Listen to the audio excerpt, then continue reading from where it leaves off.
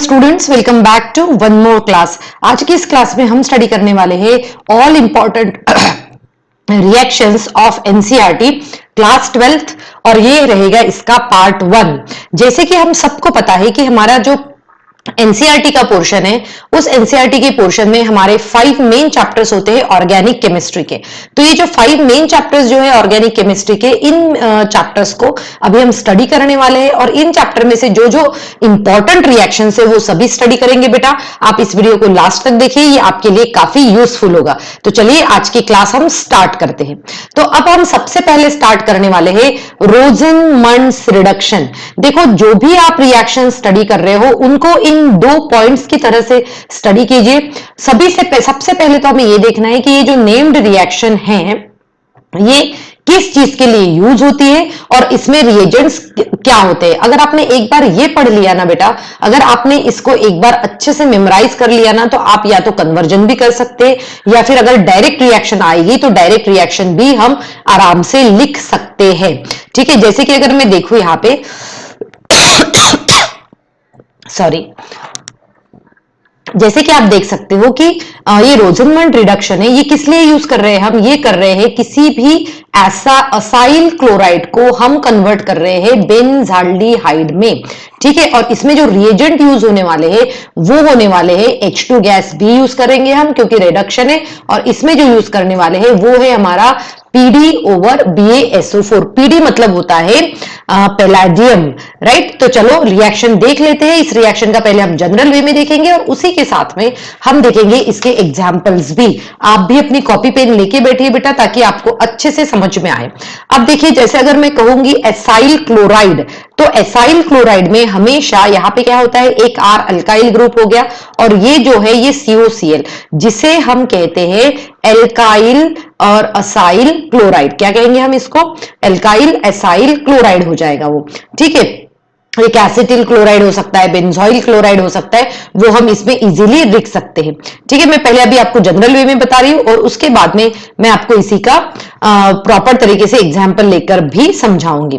तो चलिए हम बीच बीच में मेमोराइज भी करते चलेंगे कि ये हुआ हमारा असाइल क्लोराइड। ठीक है, तो इस असाइल क्लोराइड की रिएक्शन, जैसे कि अब हमने मेमोराइज कर लिया था, तो हम देखेंगे कि ये रिएक्शन हम कर रहे हैं H2 के साथ में, और किसके प्रेजेंस में होगा ये रिएक्शन? पैलेडियम और BaSO4 के प्रेजेंस में होगा। जब ये रिएक्शन इसके प्रेजेंस में होगा तो मेन क्या चेंज होता है वो आपको देखना है। ठीक है, तो ये जो असाइल ग्रुप जो है हमारा, ये असाइल ग्रुप जो है ये कन्वर्ट हो जाता है अल्डिहाइड में। मतलब यहां पर जो हमें मिलेगा वो होगा RCHO और साथ में ही HCl जो है वो रिमूव हो जाएगा। चलिए अब हम प्रॉपर एग्जांपल लेकर करते हैं। जैसे कि अब मैंने यहां पे ले लिया है CH3COCl, जिसे हम कहते हैं एसिटिल क्लोराइड। हम क्या कहते हैं जिसको? एसिटिल क्लोराइड कहते हैं। ठीक है, एसिटिल क्लोराइड में हम हाइड्रोजन की रिएक्शन करवा रहे हैं in the presence of palladium and BaSO4। तो हम देखते हैं कि जो क्लोराइड, जो एसिटिल क्लोराइड ग्रुप जो है वो कन्वर्ट हो जाएगा RCHO में। R की जगह आप लिख लो, यहाँ पे क्या आ जाएगा? R की जगह CH3CHO। इट मींस ये कन्वर्ट हो रहा है आपका एसिटाल्डिहाइड में। किसमें? एसिटाल्डिहाइड में, और साथ में HCl भी यहाँ पे एज अ बाई प्रोडक्ट निकलेगा। सिमिलरली एक और एग्जांपल लेकर मैं आपको समझाती हूँ। जैसे कि हमारे पास में C6H5COCl, C6H5 जो ग्रुप है वो फिनाइल ग्रुप होता है। जब हम इसको लिखते हैं तो हम इसको लिखते हैं बेंजोइल, क्योंकि ये असाइल होता है तो उसी के बीच में हम इसको लिखते हैं बेंजोइल। सो बेंजोइल, और ये क्या आ जाएगा? Benzoyl chloride. बेंजोइल क्लोराइड की रिएक्शन फिर हम करवा रहे हैं यहाँ पे H2 के साथ में in the presence of palladium and BaSO4। ये क्या हो जाएगा? जैसे कि मैंने कहा ये C6H5 एज इट इज रहेगा, जो आपका COCH3 ग्रुप जो है वो कन्वर्ट हो जाएगा CHO में, और बाई प्रोडक्ट भी ऐसा ही है। मतलब ये क्या बना है हमारे पास में? ये बना है बेंजाल्डिहाइड। तो हमने रोजनमंड्स रिएक्शन में ये देखा कि असाइल ग्रुप को हम कन्वर्ट कर सकते हैं CHO में। अब मैं थोड़ा सा एक्स्ट्रा इंफॉर्मेशन यहां पे आपको बताना चाहूंगी कि इससे जैसे हमने देखा कि हमने क्या क्या एरोमेटिक अल्डिहाइड बनाए। ये जो अल्डिहाइड जो बन रहे हैं ये एरोमेटिक भी हो सकते हैं और एलिफेटिक भी हो सकते हैं। मतलब इस प्रोसेस से हम एरोमेटिक एंड एलिफेटिक अल्डिहाइड जो है ये हम बना सकते हैं। ठीक है, अब हम क्या ले रहे हैं, अब देखो ये पैलेडियम क्या होता है, पैलेडियम डिपॉजिटेड ओवर BaSO4। ठीक है, तो ये आपने क्लास 11th की रिएक्शन में देख हाइड्रोकार्बन चैप्टर में पढ़ा था, जिसे हम कहते हैं लिंडार्स कैटालिस्ट। क्या कहते हैं हम उसको, लिंडार्स कैटालिस्ट। लिंडार्स कैटालिस्ट ये इस कैटालिस्ट का नाम है ना, ये सिर्फ PdBaSO4 जो है ये इस कैटालिस्ट का नाम है। तो आप यहाँ पे PdSO4 भी लिख सकते हो या फिर एरो पे लिंडार्स कैटालिस्ट भी लिख सकते हैं। ठीक है, सिर्फ हम ये देखेंगे कि फॉर्मल क्लोराइड जो है ना, इसमें जो फॉर्माइल क्लोराइड होगा वो फॉर्माइल क्लोराइड जो है यहां से ये cannot reduce to give formaldehyde, है ना। हम यहां लिख लेंगे कि ये जो अगर हम यहाँ पे फॉर्माइल क्लोराइड जो है वो हम नहीं ले सकते। क्यों नहीं ले सकते, because it is quite unstable, ये बहुत ज्यादा अनस्टेबल होने की वजह से हम नहीं लिख सकते। मतलब अगर एग्जाम में हमारी ये रिएक्शन आती है तो इनमें से कोई भी एग्जाम्पल लिख सकते हैं और इसके कुछ पॉइंट्स है जो अभी हम याद रखेंगे। ठीक है, तो चलिए अब हम दूसरी रिएक्शन देखते हैं। राइट, अब दूसरी रिएक्शन क्या है हमारी, चलिए देख लेते हैं इसको। स्लाइड को चेंज कर लेंगे हम और फिर हम देखेंगे हमारा यहां पे हम देखते हैं हमारी दूसरी रिएक्शन। ओके, सो चलिए स्टार्ट करते हैं हम। यहां पर आ गई हमारी दूसरी रिएक्शन और ये है स्टीफन रिएक्शन। कौन सी रिएक्शन है ये, स्टीफन रिएक्शन। अब देखिए स्टीफन रिएक्शन के हम इसी तरीके से सभी पॉइंट्स पढ़ेंगे। स्टीफन रिएक्शन में क्या होता है जनरली, यहां पे जो है हमारे पास में हमने लिखा हुआ है नाइट्राइल्स। राइट, नाइट्राइल्स मतलब क्या हुआ बेटा, नाइट्राइल्स को अगर हम देखें दूसरा नेम अगर हमें लिखना चाहे हम तो हम लिख सकते हैं साइनाइड्स। नाइट्राइल्स को ही हम क्या कह सकते हैं, साइनाइड्स भी कह सकते हैं। मतलब स्टीफन रिएक्शन जो है या फिर स्टीफन इसको रिएक्शन या आप रिडक्शन भी कह सकते हो, है ना। स्टीफन रिएक्शन या रिडक्शन भी कह सकते हो। तो इसमें हम मेनली किस में कन्वर्ट कर रहे हैं, साइनाइड्स को हम कन्वर्ट कर रहे हैं अल्डीहाइड्स में। किस में कन्वर्ट कर रहे हैं, अल्डीहाइड्स में, जैसे कि यहां पे मेंशन है। ठीक है, अब देखो इसमें जो रिएजेंट जो हम यूज कर रहे हैं ना, SnCl2 प्लस HCl, एक्चुअली इनकी रिएक्शन कैसे होती है ये ध्यान से समझो आप, है ना। पहले मैं थोड़ा सा मैकेनिज्म समझाना चाहूंगी इस रिएक्शन का, उसके बाद में हम एग्जांपल देखेंगे, क्योंकि इस रिएक्शन में हर बार थोड़ा सा कंफ्यूजन रह जाता है। तो चलिए मैकेनिज्म जो है हम पहले पढ़ लेते हैं। ठीक है, तो ये मैकेनिज्म क्या कहता है, देखो हमारे पास में क्या है, SnCl2 है। ठीक है, ये रिएक्शन किसके साथ में कर रहा है, HCl के साथ में। I think I should change the colour of pen क्योंकि ये थोड़ा अच्छा नहीं लग रहा है। तो SnCl2 प्लस HCl के साथ में जब रिएक्शन हो रही है तब ये बनाते हैं SnCl4, क्योंकि जो Sn की यहाँ पे जो हम देखेंगे +2 ऑक्सीडेशन स्टेट है, ये कन्वर्ट होता है +4 ऑक्सीडेशन स्टेट में। ठीक है, और साथ में ही रिलीज करता है नेसेंट हाइड्रोजन। ठीक है, ये नेसेंट हाइड्रोजन इसने रिलीज कर दिए। अब ये जो रिएक्शन, अब समझो जरा, एग्जाम्पल ले रही हूं मैं। हमने यहां एग्जाम्पल लिया है CH3CN का। मतलब ये कौन सा हुआ हमारा, मिथाइल साइनाइड हुआ, मिथाइल साइनाइड। ठीक है, मिथाइल साइनाइड है। हमेशा हमें पता है कि कार्बन और नाइट्रोजन के बाद पास में ट्रिपल बॉन्ड होता है।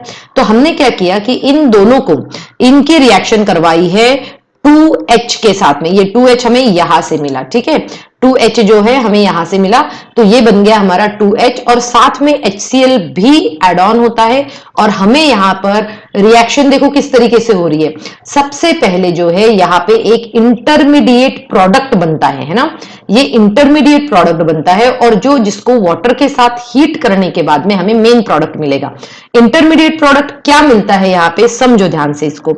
ये है हमारा CH3 हमने लिखा, अब ये CH और साथ में ही इसके साथ में जुड़ जाता है NH.HCl।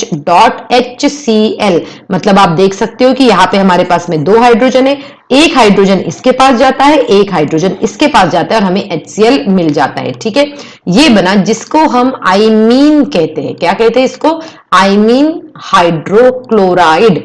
ये क्या है, एक हमारा ये इंटरमीडिएट प्रोडक्ट है। क्या है ये हमारा इंटरमीडिएट प्रोडक्ट है। और इस इंटरमीडिएट प्रोडक्ट को जब आप हाइड्रोलिसिस करते हैं, जब आप हाइड्रोलिसिस करते हैं तो हाइड्रोलिसिस करने के बाद में यहां पे आपको मिलेगा CH3CHO और साथ में ही NH4Cl। ठीक है, हाइड्रोलिसिस होने के बाद में फाइनली हमें जो है ये प्रोडक्ट मिलता है। अब क्वेश्चन ये आता है कि भाई एग्जाम में क्या हमें इंटरमीडिएट प्रोडक्ट और ये सब चीजें लिखनी है क्या? बिल्कुल भी जरूरत नहीं है। अगर आप कोई भी रिएक्शन इस तरीके से लिखते हैं, मतलब CH3CN आपने दिखा दिया और साथ में जो मेन रिएजेंट है, अभी जैसे आपने बाय हार्ट करे, मतलब SnCl2 प्लस HCl आपने यहां लिखा, एरो पे आप ये भी दिखा सकते हैं और एरो पे हम यहां पे बता सकते हैं कि हमने इसमें बाद में क्या कर रहे हैं, हाइड्रोलिसिस भी कर रहे हैं हम। और हाइड्रोलिसिस करने के बाद में फाइनली हमें मिल रहा है CH3CHO प्लस NH4Cl। सिमिलरली अगर मैं यही रिएक्शन इसके साथ कर सकती हूं तो ये तो मिथाइल साइनाइड हो गया। अब मैंने C6H5CN लिया है, ठीक है, फिनाइल साइनाइड लिया और इसके साथ में अगर मैं एरो पे लिखती हूं SnCl2 प्लस HCl और इसको मैं फर्स्ट पोजीशन डाल देती हूं और सेकेंड पोजीशन पे अगर मैं लिखती हूं हाइड्रोलिसिस, क्या कर रहे हैं हम, हाइड्रोलिसिस कर रहे हैं, तो फाइनल प्रोडक्ट हमें मिलेगा यहां पे C6H5CHO, क्योंकि हमने CN ग्रुप को CHO में कन्वर्ट किया है, राइट। CHO प्लस क्या बनेगा यहां पे, NH4Cl बनेगा। ठीक है, तो कभी भी याद रखना कि किसी भी साइनाइड्स को हम कन्वर्ट कर सकते हैं, किसी भी साइनाइड को हम कन्वर्ट करते हैं अल्डिहाइड्स में, किसमें, अल्डिहाइड्स में कन्वर्ट कर सकते हैं। और ये इसका मैकेनिज्म है। एक बार अगर मैकेनिज्म समझ में आ गया तो आप इसको इजीली लिख सकते हो, एग्जाम में भी, कन्वर्जन में भी हेल्प हो जाएगी और साथ में स्टीफन भी। इसका एक और तरीका हो सकता है याद रखने का बेटा, स्टीफन और ये देखो स्टेनस क्लोराइड SnSt है ना, तो इसमें ही इसका आप याद रख सकते हो। सिंपल याद रखना है कि भाई साइनाइड्स को हम अल्डिहाइड्स में कन्वर्ट जो है वो कर रहे हैं। सो आई होप आपको ये भी रिएक्शन अच्छे समझ में आ गई होगी। चलिए अब हम आते हैं हमारे थर्ड रिएक्शन की तरफ। तो देखिए थर्ड रिएक्शन जो है वो है हमारी Etard reaction, right. Etard reaction में क्या होता है, देखो इटार्ड रिएक्शन जो है ये हम देखते हैं, ये भी देखो यहां पे जैसे कि मैंने यहां मेंशन किया हुआ है कि इटार्ड रिएक्शन किस चीज के लिए यूज हो रही है। इटार्ड रिएक्शन यूज हो रही है टोलिन को कन्वर्ट करने के लिए और किसमें, अल्डिहाइड्स में कन्वर्ट कर रहे हैं हम। ठीक है, और जनरली ये रिएक्शन हम बेंजाल्डिहाइड के प्रिपरेशन के लिए यूज करते हैं, क्योंकि टोलिन तो एक क्या है, एक एरोमेटिक कंपाउंड है। और रिएजेंट्स जो यूज करेंगे वो कौन से हमारे पास में, CrO2Cl2 in the presence of CS2 और साथ में इसका हाइड्रोलिसिस भी होता है। ठीक है, तो चलिए ये रिएक्शन देख लेते हैं, समझ लेते हैं। इसमें CrO2Cl2 को हम कहते हैं क्रोमाइल क्लोराइड। क्या कहते हैं हम इसको, क्रोमाइल क्लोराइड हुआ ये। अब देखो रिएक्शन हो कैसे रही है। अब सबसे पहले तो मैं यहां लिख लेती हूं टोलिन का फॉर्मूला, और जो है ये रिएक्शन CH3, हमें पता ही है कि टोलिन जो है हम हमेशा से ऐसे ही लिखते हैं। अब टोलिन में जो है इसकी रिएक्शन किसके साथ करवा रहे बेटा, हम यहाँ पे देखो इसकी रिएक्शन जो है वो करवा रहे हैं CrO2Cl2 के साथ में करवा रहे हैं। और यहाँ पे यस, इटार्ड रिएक्शन में याद रखना है कि आप ये इसको CS2 में कर सकते हैं या फिर आपका सॉल्वेंट CCl4 भी हो सकता है। बट जैसे कि एनसीईआरटी में CS2 दिया है इसलिए हम स्पेसिफिक रह सकते हैं CS2 के साथ में, नहीं तो आप CCl4 भी यूज कर सकते हैं। अब देखिए, अब यहां पर जो है एक इंटरमीडिएट प्रोडक्ट बनता है जिसे कहा जाता है इटार्ड कॉम्प्लेक्स। क्या कहते हैं हम उसको, इटार्ड कॉम्प्लेक्स कहते हैं ना। अभी इटार्ड कॉम्प्लेक्स बनता कैसे है, ध्यान से समझो। इटार्ड कॉम्प्लेक्स जो बनता है, तो जैसे कि हमें पता है कि ये CH के कितने हैं यहाँ पे पहले हम टोलिन का वो बेंजीन का स्ट्रक्चर बना दिया है, और यहाँ पर देखो यहाँ पे क्या है CH, अब दो हाइड्रोजन जो है ये इसके साथ में कंबाइन हो जाते हैं। कैसे कंबाइन होते हैं, देखो यहाँ पे CrO2Cl2 था, तो एक O और Cr यही आ जाता है, एक ये O और Cr यही आ जाता है, ठीक है। और साथ में इसके बीच में यहाँ ये OH अटैच हो जाएगा, ये OH अटैच हो जाएगा, और ये Cl जो है Cl2 एज इट इज रहेगा, ठीक है। तो ये बन गया हमारा इटार्ड कॉम्प्लेक्स, और जिसको हम हाइड्रोलिसिस करने के बाद में हम यहाँ पर हम सीधे उस टोलिन को कन्वर्ट कर सकते हैं CHO में। CHO मतलब ये बेंजीन रिंग के साथ जुड़ा हुआ है, इसीलिए इसको कहा जाता है बेंजाल्डिहाइड। तो इसमें इटार्ड कॉम्प्लेक्स बनता है। ये जो कॉम्प्लेक्स जो है, ये यहाँ पर जो कॉम्प्लेक्स बना हुआ है, ये कॉम्प्लेक्स को हम सेपरेट कर सकते हैं, और फिर जब हम उसको डिकम्पोज करेंगे वाटर के साथ में, तो ये बेंजाल्डिहाइड दे देगा, राइट। तो इस केस में क्या हो रहा है कि जो क्रोमिल क्लोराइड जो हम यूज कर रहे हैं, ये वीक ऑक्सीडाइजिंग एजेंट होता है, जो कि ऑक्सीडेशन चेक करता है टोलिन का। ये आपको याद रखना है। तो एग्जाम में जब आएगा तब हम ये दो चीजें याद रखेंगे और इसको ध्यान से पढ़ेंगे। सो स्टूडेंट, आई होप आज की क्लास में मैंने आपको जो भी रिएक्शन समझाई है वो आपको समझ में आई है। इस सीरीज को देखना बिल्कुल भी नहीं भूलना है, क्योंकि ये बहुत ही हेल्पफुल सीरीज होने वाली है, और इसमें मैं लगभग सभी एनसीईआरटी की रिएक्शंस जो है वो मैं करवाऊंगी। एक साथ जब आप ये सभी सीरीज वीडियोस देखेंगे तो आपकी पूरी एनसीईआरटी की इंपॉर्टेंट रिएक्शन इसमें सभी में कवर हो जाएगी। आप मुझे कमेंट सेक्शन में जरूर लिखिएगा कि क्या मैं इसी टॉपिक पे लाइव क्लास लूं या फिर नहीं। तो जैसे ही आप मुझे कमेंट सेक्शन में रिप्लाई देंगे, मैं उसी हिसाब से जो है इस क्लास को कंटिन्यू करूंगी। Thank you students and have a good day ahead.